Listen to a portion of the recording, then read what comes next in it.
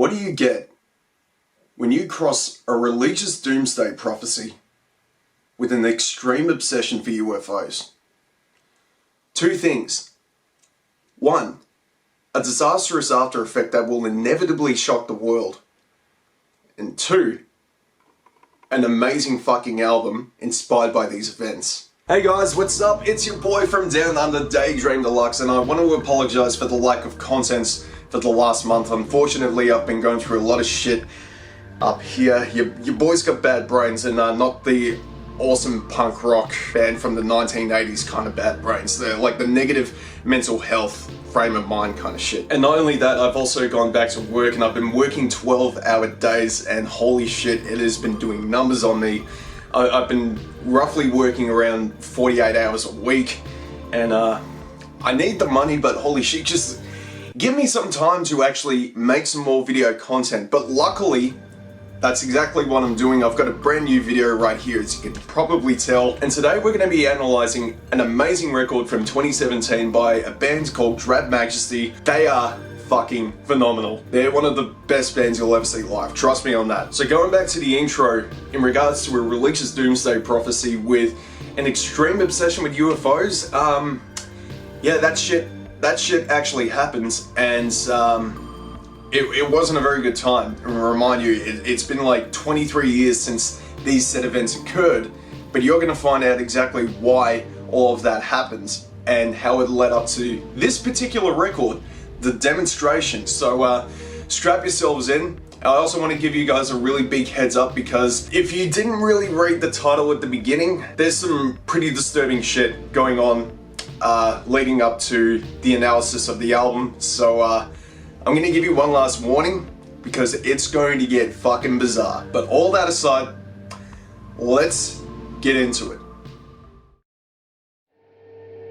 For those who have yet to be acquainted with these characters, allow me to introduce you to Drab Majesty, a darkwave duo based in Los Angeles, California that started out as a solo project by Marriage's drummer Andrew Klinko, otherwise known by the androgynous alter ego Deb Demure. This said solo project later expanded as a duo in 2016 after Klinko met keyboardist Alex Nicolau, whose stage persona in the group is known as Mona D. As part of their sonic identity and visuals of the art, Drab Majesty employ 80s aesthetics in dreary ethereal soundscapes, dressing in garbs of leather jackets, tailor-made suits and cloaks, all the while conducting saturnine elements of melancholy in a musical and lyrical aspect. If you had to make any comparisons to the sound that is Drab Majesty, think of them as an amalgamation of The Cure, Tears for Fears, Clan of Zymex, Depeche Mode, and Cocteau Twins. From what started as a bedroom project by Klinko in 2012, the duo's following has grown exponentially, having toured all across the world supporting bands that have held Drab Majesty in high regard, such as Deaf Heaven, The Black Queen, King Dude, and Cold Cave. Drab Majesty's discography currently consists of 3 full-length LPs, an EP, and a compilation of all their material between 2012 and 2015. And one of their albums that we're going to be analysing today is their 2017 sophomore, The Demonstration, the band's most celebrated achievement to date, released through Dais Records. But before we talk about the record and the themes that revolve around The Demonstration, we need to take a step back and look at what drew inspiration for this dismally induced LP and the forlorn concept inoculated into this particular release. This said inspiration was based on one of the bleakest, most tragic events of the 1990s, the mass suicide of the infamous UFO cult, Heaven's Gate. For this part of the video, I'm going to elaborate on the most essential parts of what made the cult and its ideology so infamous to later help explain the correlation between Heaven's Gate and The Demonstration to further analyse the record. If you'd like a more in-depth look at the cult itself, there are already a myriad of sources with a wealth of information across YouTube that I can link you to in the description below. So get ready, my friends, because this is some real, inexplicably disturbing shit, and the absurdity factor of this is beyond exponential. You have been warned, so let's get into it.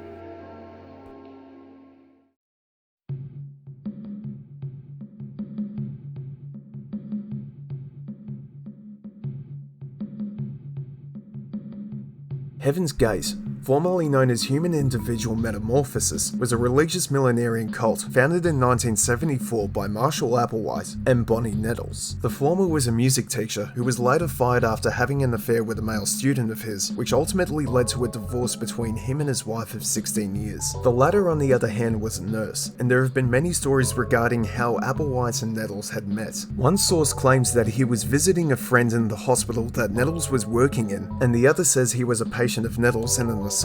Applewhite and Nettles had similar religious views, but also had a deep mutual fascination for sci-fi novels, aliens, and astronomy. During the course of them bonding over their love for space and their pious opinions, they came to this weird conclusion that they were emissaries of God, referring to themselves as Guinea and Pig, Bo and Peep, Doe and T, and the Two, named after the two witnesses from the Book of Revelation. They theorized that one day, planet Earth would be recycled by the year 2027, and that the only way for them to survive was to leave their human bodies and more or less elevate their consciousness to the mothership of an alien life form in order to reach the afterlife that they dubbed the next level. Applewhite persuaded others that he was unequivocally related to Jesus, and that his body was inhabited by the same alien spirit that belonged to Jesus, and that God was an omnipotent extraterrestrial. As a matter of fact, Applewhite declared that the human body in general was nothing more than a vehicle or a vessel that carried the consciousness of alien spirits, and that their true physical incarnation was that of an extraterrestrial.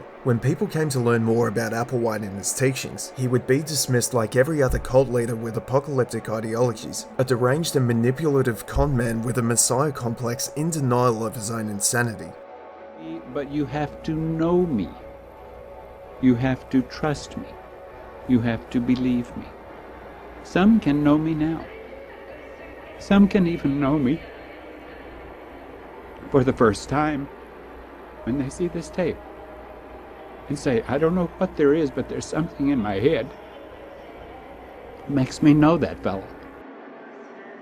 During the time of when the cult was active, Nettles and Applewhite indoctrinated over 200 members into Heaven's Gate, with 40 of them later living with Applewhite. However, in 1985, Bonnie Nettles passed away from liver cancer, with her family not knowing of her death until many years later. Despite the passing of Nettles, Applewhite continued the cult on her behalf and would make a handful of changes to the prophecy of Heaven's Gate to keep his disciples from doubting him in his beliefs so they could reach the next level with Nettles' spirit. Applewhite stated that the only way his students could be eligible to reside in the next level and achieve Teller, the evolutionary level above human, was to detach themselves from everything they had in their life. They had to give up all the fundamentals that made them human. This included severing ties with everything and everyone in their life, their family, friends, jobs, personal possessions and material goods, money, as well as having the male members surgically castrated in order to prevent the human need of any and all sexual impulses. The latter was one of the most important rules to Applewhite, as he struggled with his sexuality for most of his life, and was very resentful of the idea of being attracted to the same sex or possibly being bisexual. But the most essential thing that had to be given up forever was the core of their identity, the essence of what makes every person who they are.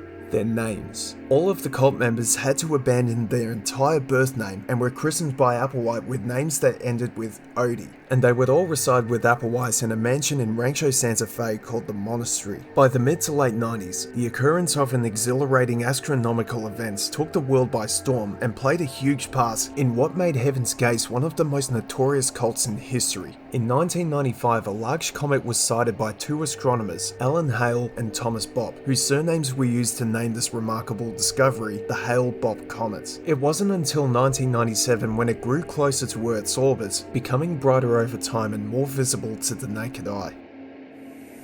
Around the world, astronomers have been searching the night sky. Okay, we got the comet. A ball of ice, the Hale-Bopp Comet is 25 miles across and weighs millions of tons. It throws off a trail of water vapor and gases, and the closer it gets to the sun, the brighter it gets. Scientists and astronomers from all over the world were celebrating this captivating global phenomenon that would later be marked as one of the most viewed comets in human history.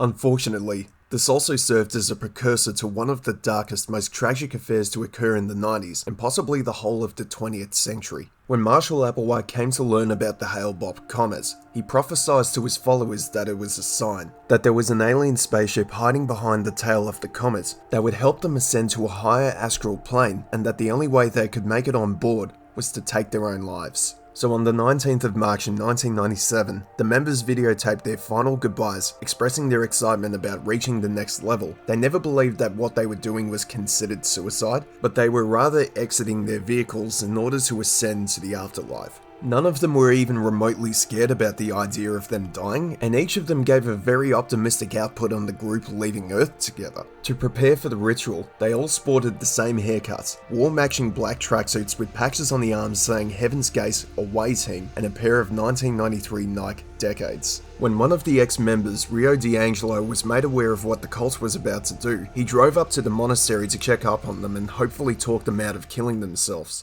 But unfortunately, by the time he got there, he realized he was too late. Yes, I need to report an anonymous tip. Who do I talk to? Okay. This is regarding what? This is regarding a mass suicide, and I can give you the address. On the 26th of March, at 3:15 PM, 39 of the 41 members, including Applewhite, were found dead in the monastery mansion. All 39 of the bodies were found covered in purple shrouds with only part of the tracksuits and the Nike Decades entirely visible. The autopsies revealed that the ritual suicide was coordinated over the course of 3 days in groups of 3, with each of them mixing phenobarbital with applesauce, washed down with some vodka with bags over their heads to help with the asphyxiation. With the whole affair gone public, several media outlets and its viewers dismissed not just Applewhites but all of the members as being insane, delusional, and mentally unstable heretics. This also resulted in nearly all of the remaining members of Heaven's Gate outside of the monastery to immediately resign from the cult after they had been made aware of the news. Up to this time, Heaven's Gate has been regarded as one of the scariest, most evil cults in modern history, with the likes of People's Temple, the Manson family, and Aum Shinrikyo. While everything revolving around Heaven's Gate has been extremely quiet leading up to this point, it's still one of the most talked about tragedies to have ever ensued, and has been used as a good example of how some of the most charismatic people can convince others to partake in catastrophic events, and of course, how you simply should avoid cults at all costs. So now we know the backstory of Heaven's Gate, we can finally look at how everything in the demonstration was pieced together and how its concept is linked to the cult. The demonstration behaves as a testimonial that pays tribute to those that were manipulated by Applewhite, while also giving them the benefit of the doubt that maybe they did in fact reach the next level. Sure, we were all exposed to the methods they took, but what we don't know is whether their plan actually worked, so it's used as a hypothetical scenario. The album doesn't detail the entire story of Applewhite and his disciples, let alone in the chronological order of when everything occurred, but Andrew Klinko once said in an interview with Last Day Def that the themes parallel to Heaven's Gate and the demonstration deal with power dynamics and human relationships, being committed to concepts that are visibly concealed and imperceptible to us, and the human body being used as a vehicle. Klinko has stated that the Heaven's Gate philosophy of bodies being considered vessels for their consciousness has played an integral part of Drab Majesty's identity, that his portrayal of Deb Demure is a vessel, and how every performance as this genderless character is treated as an out-of-body experience for him. Klinko has a much unbiased opinion to a lot of spiritual ideas that he's exposed to, but in no way treats them as belief systems that he follows. He's also had a long-time fascination with UFO cults,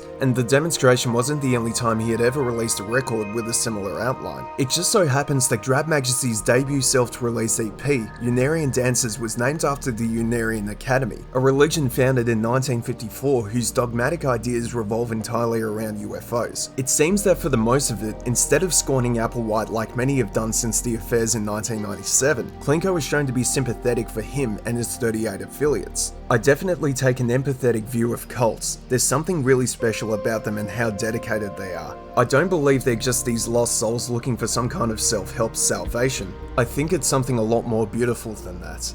A lot of the songs focus on putting all your faith and devotion into one idea of one person, this tacit giving of oneself without thought and believing that other people can hold answers, and the cult of one in terms of a relationship. Interpersonal bonding is a big theme in my work, and I'm not criticizing it. I'm just saying that there is a dynamic that exists where we give ourselves over to other people in various situations in our lives, and we do so in a way that supposes that all the answers and the exit lies in other people. That's our demonstration of love. Since we now have a bit of an understanding of the connection between the demonstration and Heaven's Gate, I think it's time we look at some of the songs, how each of them have been structured, and get a glimpse at the messages that Drab Majesty are trying to articulate. The record raises the curtains with Induction, named after the infamous initiation tapes conducted by Marshall Applewhite, with what starts as a very minimalist chord progression with some warm interstellar synths, later transitions into the song that makes you feel like your spirit is about to transcend and explore the enthralling secrets of the universe, Dot in the Sky. Much like every track you're about to be exposed to, this banger is filled to the brim with beautiful arpeggio melodies on a clean layered guitar tone, with the perfect amount of reverb, cozy synth chords, topped up with lovely drum machines emitting a brilliant kick and snare pattern with stereo panning hi-hats that sound so fluid and crisp on a good pair of headphones. Lyrically, this could be in reference to the sighting of the Hale-Bopp commas, with Klinko as Deb Demure talking directly to Applewhite and his followers individually about how the latter were deceived by a man with a messiah complex. This isn't a confirmed theory on what the track actually means, this is just my own interpretation. Next, we're introduced to the album's first and lead single 39 by Design, which was probably the most evidence of the 11 tracks that gave away the narrative about Heaven's Gate, given its title referring to the 39 members in the mass suicide. At the time of the single's release, many listeners picked up on the theme and the basis of what the lyrics were about rather quickly, but none were ever made aware that 39 by Design was only a fraction of what Drab Majesty would later imply with the release of the demonstration. The music video also makes several references to the death surrounding the cult, with Andrew Klinko as his alter ego Deb Demure posing in front of an infinity projection screen in the same manner as Applewhite's final goodbye tape, as well as the portrayal of silhouettes of what appear to be extraterrestrials throughout the video. A sample of the members' exit statements can also be heard during the transition between 39 by Design and Not Just a Name. Every time I hear the audio of Yvonne McCurdy Hill, aka Devotee, talking about how she had been with the cult for 6 months and how happy she was to be with them, it really makes my heart sink. Such a mood like this later syncs up with the melancholic ambience of Not Just a Name, almost giving you a sense of hopelessness, all the while making you feel as though your soul is floating across the astral plane of the universe. Andrew Klinko has commented that the track looks at how all of Applewhite's affiliates had different names to replace their birth names, and how being referred to by their new moniker is a reminder of how they've been stripped of their independence and their rights. Based on what I've read in the lyrics, it could possibly be outlining the hypothetical perspective of the 38 followers that died alongside Applewhite, expressing how they might have been misled and felt betrayed by a man that convinced them that there was some form of afterlife, only to realise that there was nothing at all. The sorrowful disposition continues even further with the 5th track, Hath No Form, an almost 2.5-minute instrumental overflowing with cold, warping synths that emit an intoxicatingly atmospheric tone.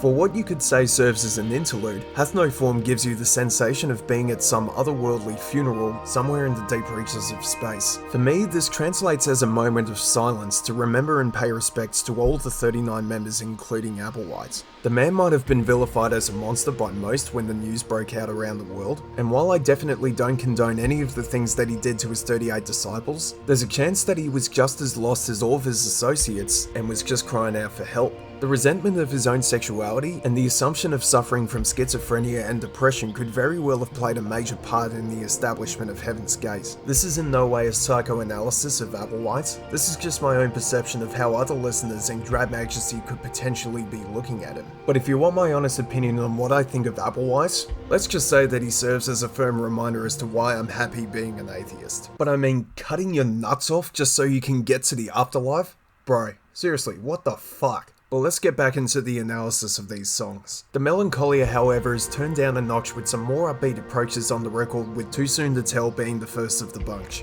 Executed in the key of B minor, Too Soon to Tell gives you a small sense of optimism with its somewhat enthusiastic lyrical nature, while suggesting trinkets of curiosity and maybe a bit of doubt. The follow-up, and my personal favourite, Cold Souls, conjures tranquilizing chorus guitars with fantastic arpeggiated melodies and baritone vocals implementing modern Edgar Allan Poe-like poetry by Deb Demure, who seems to be channeling influences from Cocteau Twins and the Birthday Massacre into one gorgeously arranged composition.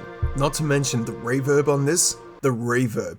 Oh my god. So fucking good. The distinctive obscurity of the demonstration returns for a brief yet more palpable moment when a spire points at the heavens kicks in with what sounds like faint church bells decorated with reversed sound effects before upping the ante with the heaviest song on the album, Kissing the Ground, with pulsating 808s going at full throttle as it begins. This one goes to show that you don't need distortion to make a track sound slightly heavy, and the guitars and stark synth bass lines throughout this banger scream volumes of Sisters of Mercy and the Chameleons. Kissing the Ground is known as an idiom, e.g. kiss the ground that someone walks on, which is used to show and pay respects to a hierarchical character. Lyrically, this could be directed at the Heaven's Gate cult leader Marshall Applewhite, who placed himself on a pedestal as a self-declared messiah. As we draw closer to the end of the demonstration, Forget Tomorrow refers to the members consuming the phenobarbital and vodka to prepare for the mass suicide in hopes of reaching the next level. Continuing with the fast-paced direction from Kissing the Ground, Forget Tomorrow is low-key anxiety-inducing and maintains an intense approach that kind of gives you a perspective of what the inner monologue of all 39 members could be saying in the back of their heads. Now that we're being brought to a close to the album, Behind the Wall directly pays tribute to Andrew Klinko's grandmother passing away and visiting her in the mausoleum, though it's possible that it could be interpreted as Klinko and his character as Deb Demure visiting the place of which the members were cremated and expressing feelings of sorrow and hope that they'll meet one day, just like Klinko hopes to see his grandmother again. The 39 cult members were said to have been cremated after the suicide. There was no official source of what crematorium in particular incinerated their remains, but it's very likely that most, if not all of their ashes, have either already been scattered, kept within the sanctity of their homes, or supposedly stored inside the crematorium. In conclusion, the demonstration is a ripe smorgasbord equivalent sonic palette with some of the finest, most polished and dynamic production you'll hear in today's scene of darkwave, goth rock, and post-punk.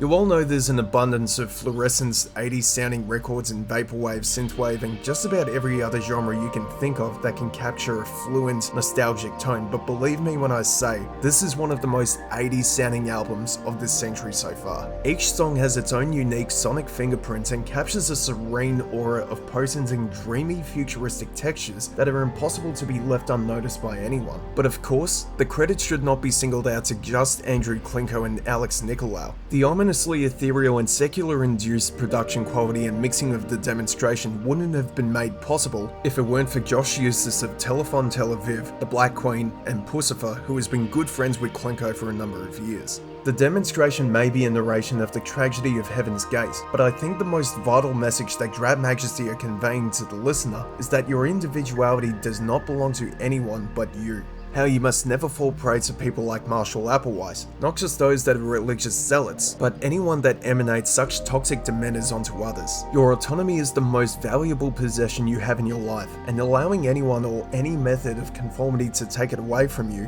is the most malicious thing one can ever do. The story of the demonstration is, of course, a sad narrative, particularly because of how many people were brainwashed by Applewhite's teachings. They were all very much lost in life, and were only trying to find themselves, only to be taken advantage of by a man with a Jesus complex. You couldn't find any other artist or band perfectly suited to create something that complements and salutes the synth pop, new wave, and post-punk scenes of the 1980s with a morbid narrative than Drab Majesty. Their ability to culminate the cold sense of tragedy and despair with warm elements of nostalgia while emanating this hypnotically driven atmosphere is something that flawlessly captures the 80s aesthetic. Who needs a cult to help elevate and enlighten your spirit to give you a clairvoyant experience when an album like The Demonstration can do that for you? I cannot recommend this album enough to anyone, and it's a truly divine piece of music that encapsulates the essence of futurism and tragedy with nostalgic overtones. So if you haven't already given this record a spin, or are just hearing about it for the first time, be sure to give The Demonstration your undivided attention and allow yourself to immerse into the cold yet astonishing world of Drab Majesty. So, there you have it, ladies and gentlemen. The Demonstration by Drab Majesty, inspired by the events of Heaven's Gate. The cult that somehow managed to mesh Jesus with aliens. I don't know how that happened. I'm not sure when the next video is going to be out, but rest assured I am going to be writing a script on it. I know exactly what I'm going to be talking about. And hopefully I can slide in some extra time to make more videos, because like I said, I've been doing 10+ hour work days and that has been doing numbers on me so much to the point where I'm having a hard time trying to process other ideas that I want to do for the channel. But enough of that. I hope you guys enjoyed the video, and don't forget to like and subscribe if you're new to this channel. I'm not very consistent with the amount of uploads I do, but trust me, I really do my best, and I really hope to have you around for more future videos. But until then, big love from your boy down under, Daydream Deluxe.